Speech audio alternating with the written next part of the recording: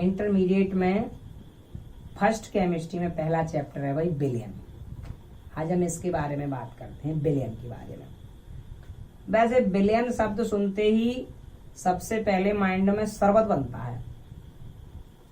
विलयन सुना और बच्चे के माइंड में शरबत की इमेज आ जाती है। विलयन का मतलब वैसे ये भी माना जाता है कि दो चीजों का मिश्रण, दो पदार्थों को मिला देना। अब हम इसमें बात करते हैं रियलिटी क्या है। इससे पिछले में आपने पढ़ा होगा यौगिक, मिश्रण, तत्व वगैरह जो कुछ भी है। अब हम बड़ी कक्षा की भाषा में बात कर रहे हैं। तो सबसे पहली चीज होती है विलेय। विलेय, तो विलेय का मतलब क्या है? वैसे हिंदी में इसका मतलब बनेगा जो घुल जाता है, उसको विलेय मानते हैं हम, और जो घोलता है उसको हम विलायक मानते हैं। पर ऐसा कुछ नहीं है। केमिस्ट्री की लैंग्वेज में ये माना जाएगा विलयन में जिस पदार्थ की मात्रा कम हो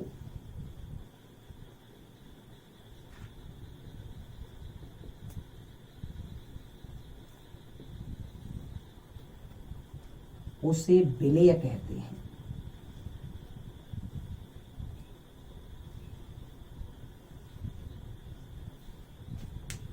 विलयन में जिस पदार्थ की मात्रा कम हो उसे विलेय माना जाएगा। और विलायक, एक दूसरा पार्ट है विलायक। तो विलयन में जिस पदार्थ की मात्रा अधिक हो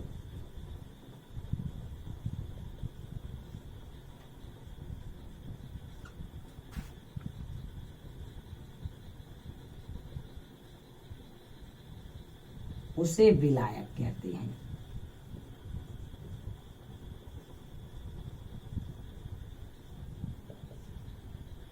विलयन में जिस पदार्थ की मात्रा कम हो, जो कम मात्रा में है, उसे तो कहेंगे भाई विलेय। और जिस पदार्थ की मात्रा अधिक हो उसे कहा जाएगा भाई विलायक, उसे माना जाएगा विलायक। अब जैसे शरबत, शरबत में दो चीज हैं, एक तो है चीनी और एक है भाई पानी। अब शायद आप लोगों ने शरबत पिया ही होगा, उम्मीद करता हूं पिया हो। ये कह रहे हैं, कुछ लोग कह रहे हैं रूह अफ़ज़ा पिया। हाँ, रूह अफ़ज़ा भी शरबत होता है। शिकंजी पिया वो भी शरबत होता है। शरबत के लिए साधारण शरबत ले लेते हैं, चीनी और पानी। तो अब आप इतना अच्छी तरह जानते होंगे कि शरबत में चीनी की मात्रा होती है कम और उसके ताल्लुक में पानी की मात्रा होती है ज्यादा।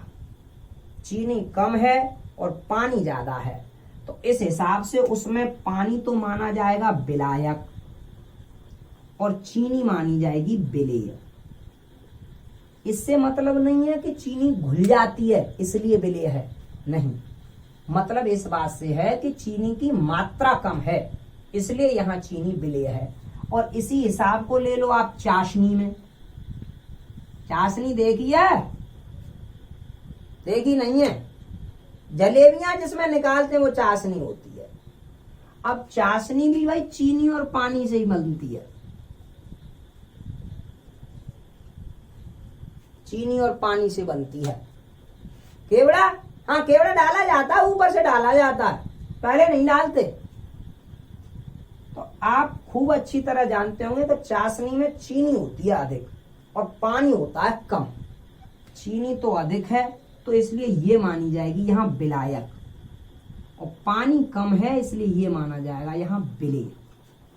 अब आप कहेंगे घुलता कौन है? घुलती तो चीनी ही है। ये बात तो हम आपकी मान रहे हैं कि हाँ सही है, चीनी घुलती है। लेकिन मात्रा किसकी ज्यादा है भाई? मात्रा पानी की कम है और चीनी की मात्रा ज्यादा है, तो चीनी यहाँ बोली जाएगी विलायक और पानी यहाँ बोला जाएगा भाई विलेय। पानी विलेय और चीनी विलायक। जबकि शरबत में चीनी तो होगी विलेय और पानी होगा विलायक। अब आप जितने भी देखेंगे विलयन, उनमें खुद अंदाजा लगा सकते हैं कि कौन विलेय है और कौन विलायक है। जो चीज कम है वो विलेय है और जो चीज ज्यादा है वो विलायक है। इतना ध्यान रखिए बस। समझ रहे हैं बात? और इन दोनों का मिश्रण कहलाएगा विलयन।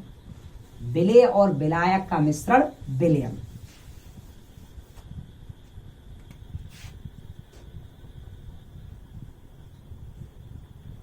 विलेय और विलायक का मिश्रण विलयन कहलाता है।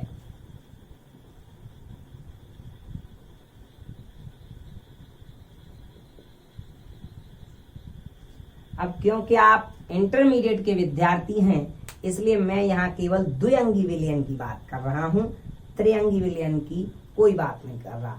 द्विअंगी का मतलब ये होता है कि एक पदार्थ विलेय है और दूसरा पदार्थ विलायक है। अच्छा, कुछ ऐसे भी होते हैं जो त्रिअंगी होते हैं, इसमें एक विलायक है, दो विलेय है, तीन चीजें आपस में मिल रही हो, लेकिन यहाँ हम केवल द्विअंगी की बात कर रहे हैं, इससे अतिरिक्त कोई बात नहीं कर रहे। तो बस दो तीन चीजें सुन लीजिए, समझ लीजिए। जिसकी मात्रा विलयन में कम है वो विलेय, जिसकी मात्रा अधिक है वो विलायक, और दोनों का मिश्रण कहलाता है विलयन। दोनों का मिश्रण क्या कहलाता है? विलयन। अब इसके आगे है विलयन के अणुसंख्य गुण।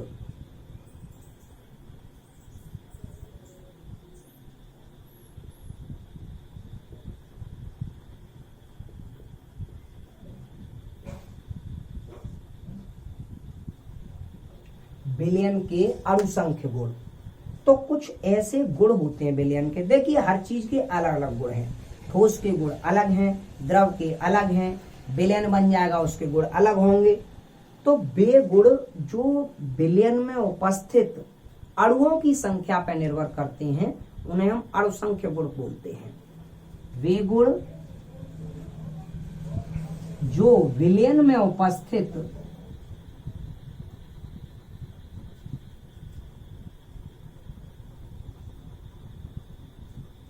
अणुओं की संख्या पर निर्भर करते हैं,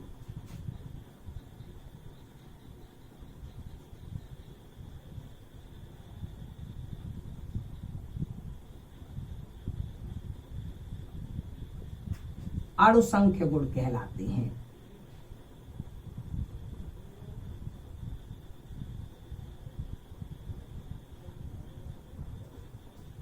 जो विलयन में उपस्थित अणुओं की संख्या पर निर्भर करते हैं, उन्हें हम कहते हैं भाई अणुसंख्य गुण। क्या कहेंगे? अणुसंख्य गुण। जैसे हम आपको बताएं, परासरण,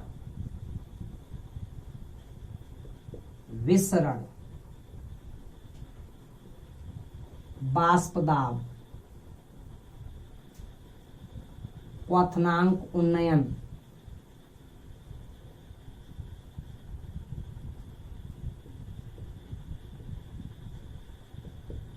हिमांक अवनमन,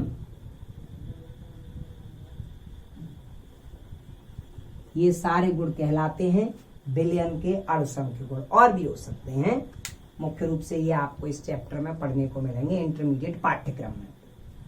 तो अब हम पहले गुण पर चर्चा कर रहे हैं, परासरण पर। परासरण क्या होता है? इसके पहले दो बात जान लो भाई। एक तो विलयन होता है तनु और एक विलयन होता है सांद्र। तनु का मतलब है जिसमें कम विलेय की मात्रा कम है, विलेय की कम मात्रा है इसमें, और सांद्र विलेय की अधिक मात्रा है।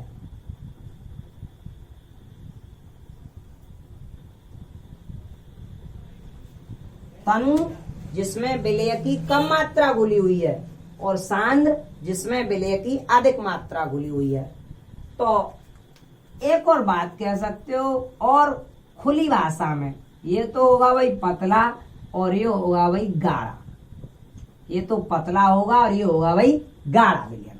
तो अगर विलेय की कम मात्रा डालोगे तो जाहिर सी बात है भाई विलयन पतला ही बनेगा। अब जैसे भाई 100 ग्राम पानी में तुम 20 ग्राम चीनी डालो, मानो पतला बनेगा, और 100 ग्राम पानी में तुम 50 ग्राम चीनी डालोगे तो थोड़ा गाढ़ा हो जाएगा।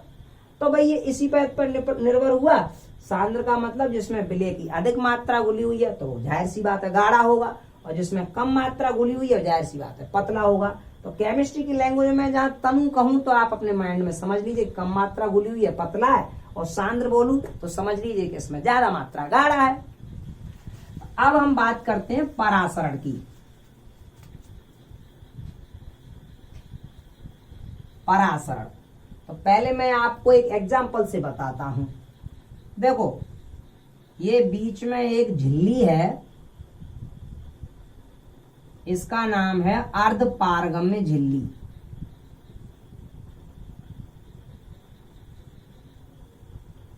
और आप ज्यादा खुली भाषा में समझना चाहो तो मान लो चुन्नी जो होती है, अरे वही चुन्नी, परफ्यूम लगा हुआ चुन्नी में, और इस तरफ और इस तरफ विलयन भरे हुए हैं। मानो इधर भरा हुआ है सांद्र विलयन,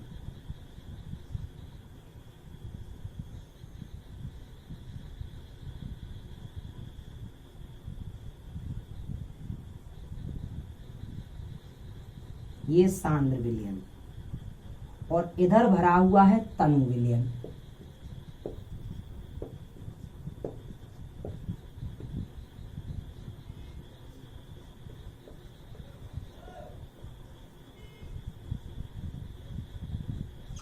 तनु विलयन। तो अगर अर्धपारगम्य झिल्ली जैसे चुन्नी होती है वो हमने बीच में लगा दी और एक तरफ भर दिया तनु विलयन और एक तरफ भर दिया हमने सांद्र विलयन, तो भाई अपने आप ऐसा होने लग जाएगा कि तनु विलयन अर्धपारगम्य झिल्ली में होकर सांद्र विलयन में गति करने लगेगा। तनु विलयन अर्धपारगम्य झिल्ली में होकर सांद्र विलयन में एंट्री मारने लगेगा स्वयं ही अपने आप, और सांद्र विलयन बढ़ता हुआ जाएगा। ये क्रिया बोली जाती है परासरण। क्या बोली जाएगी? परासरण। जैसे मैं आपको बताऊं, किशमिश को पानी में डाल दीजिए तो किशमिश फूल जाती है। क्यों?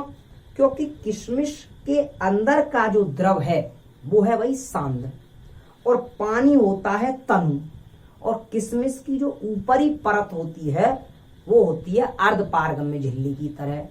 तो जैसे ही